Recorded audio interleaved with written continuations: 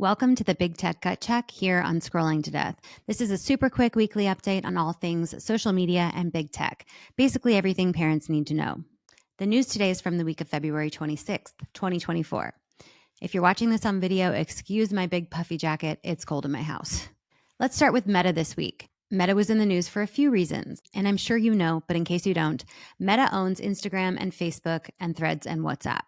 And on Instagram and Facebook, Meta allows for users to subscribe to other accounts, meaning you can pay a monthly fee and get exclusive content from that person or that brand. Maybe you would subscribe to your favorite cooking account for special recipes or your favorite celebrity for behind the scenes videos. But where this is all going wrong is parents are using subscriptions to exploit their kids. What was found on Facebook and Instagram were hundreds of parent-managed minor accounts which used the subscription feature to sell exclusive content that included photos of young girls in bikinis or leotards. And the people who were subscribing were mostly adult men. Men that were posting public comments on these young girls' photos saying things like, quote, "You're so hot," or "perfect bikini body," to girls as young as 9 years old. To make this worse, Meta's algorithm was actively promoting these child modeling accounts to adults who had posted pedophilic comments. Team members at Meta saw that this was happening. They proposed a solution, and the bosses declined. Instead, they chose a less reliable automated system that allowed pedophiles to evade the guardrails. Suffice it to say, Meta is putting profits above protecting our kids, and there are some icky parents out there who are actively exploiting their kids. Ugh. Let's talk about one more Meta-related issue. A new article was posted this week with some positive research about social media use. This article referenced research by a group called the Oxford Internet Institute, who are part of Oxford University, which is pretty legit, right? This research showed that social media's impact on youth well-being is surprisingly minimal. Okay, I was surprised by this, given that there are other reports indicating a direct link between social media use and poor mental health in kids. So I had a chat with my friend Hannah Ortel at Delay Smartphones to figure out what was going on here. And Hannah is basically a detective and found the following. Stay with me. The research by Oxford Internet Institute was funded by the Howe Family Foundation. A main trustee of the Howe Family Foundation is Dr. Jan Howe. He is the managing partner of Capula Investment Management. We looked at the investment fund for Capula Investment Management, and they own over $100 million of shares in Meta. This is not just a one-off case. There are tons of similar examples where big tech is using their insane amount of money to fund research that puts them in a good light, to distract us from the lawsuits and the federal investigations, and the pure fact that overuse of their platforms is bad for kids. The big lesson here is always follow the money. What we need from big tech is transparency.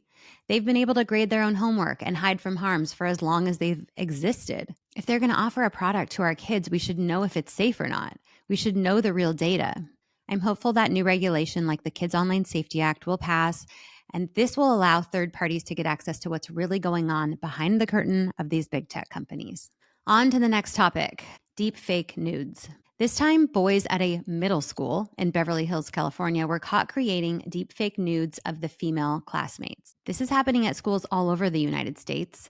Free AI tools make it super easy for kids to make their classmates look realistically naked. And regulation on this is struggling to keep up. Several bills have been introduced to criminalize child sexual abuse images created by AI, but in the meantime, we have to talk to our kids about keeping their images private. Because not only is AI being used to create fake nude images of our children, it's being used to create videos, sexual videos. So in addition to teaching your kids about privacy, have a look at your own sharing habits. Consider not posting your kids to social media at all. Even private profiles are at risk. Last up for this week, we're going to talk about Snapchat. I got my hands on the results of a Snapchat test account. Basically, what happened is an attorney in Washington set up a test account on Snapchat. She used a brand new cell phone with a brand new phone number and identified as a 16-year-old female. She did not allow Snapchat to access any of her contacts. There weren't any on the phone anyways.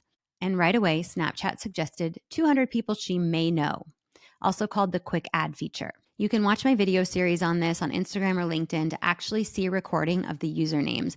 But basically, she was being suggested to connect with people who were obviously soliciting her for sex and drugs. And she was curious what she would get sent if she simply clicked connect with a few of these users. So she did this, and within minutes, she got messages like, "Would you be interested in free nudes or trades?" One said, "Contest, youngest, cutest girl to send sexy pics. gets $50 Cash App deposit. Underage may join. And quote, can I send you a dick pic? To which she did not respond. Then she received multiple photos of male genitalia.